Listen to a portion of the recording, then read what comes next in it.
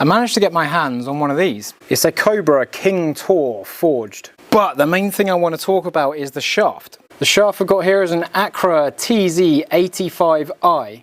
It's a graphite shaft, and 85 would indicate it's in and around 85 grams, which is fairly light for an iron shaft. And I would normally attribute that to someone who swings it a bit slower and needs a bit of help through the ball. But I feel like this 85 gram graphite shaft can take a pounding. It can deal with a lot of speed without feeling wobbly, without feeling out of shape. Normally with a lighter, softer shaft, we get a bit more bend and release into the ball that will give us a bit more variance in the flight, but that 85 gram shaft holds up very, very well. And in a lot of iron testing, I've done a few things where when a shaft plays stiffer, we tend to get a bit more spin. When a shaft plays softer, sometimes it can bend and release into the ball, shut the face down, give us a bit more of a left bias and reduce the spin. But this feels like it's holding out to the right hand side just, which I really like, and giving me a lot of spin. That was 7,000 spin on a 7 iron, which is a lot. But these are quite different to other shafts in the market, and I'm going to struggle to hit that left. And I'd normally be picking out like a 120 gram shaft to try and get that sort of behavior, but while it's below 100 grams, it's quite easy to get through the ball, relatively speaking. Even though it's not bending as much, there's not as much mass, as much weight to get through the ball. I think this is covering quite a weird segment of the market, because it's covering someone that swings fairly fast, I think, and doesn't need the shaft to bend much in just a really weird way. I'm not quite sure who these shafts are for, but I do feel like they've got a place. So the peak height there is 116 feet. That's a bit higher than I would expect. This is a 31 degree 7 iron, measured loft, and if I try and flight the ball down, so that 116 feet turns into 91. Okay, so relatively easy to get that flight down. I feel like you can manipulate them quite a lot if you've got decent pace in the swing. I could quite happily play with those sticks. Beautiful. And I'm struggling to think of things to compare them to, but the only thing I can think to compare them to is the Axiom 95. Because it's in a similar weight class, because it might have similar attributes to reduced twisting on off-center hits, and I've got as close as I can in the head size. So this is a ZXi7, it's on the smaller side.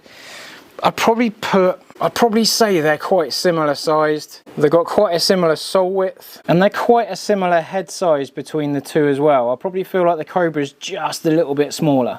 I've got the same lie angle on both heads, so I've got the same angle here, but we do have a slightly different loft. I measured that one at 31. The ZXi7 measures at 32. Okay, so half a degree in them. Probably a slightly fairer test than I initially thought.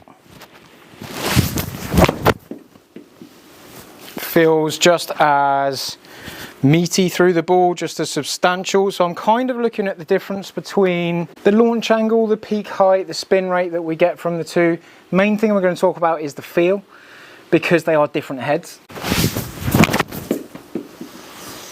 This feels like there's more mass, more meat going through the ball. The Accra feels just a little bit more hollow and a little bit harder. Doesn't feel like I'm getting as much bend in the Accra. This feels a little bit smoother. And it is a bit of a weird one, because I'm kind of using mystical words to kind of describe this. Nothing as quantifiable as such. That was absolutely pure. That was absolutely pure, but my mic fell off. So one more of these. Solid.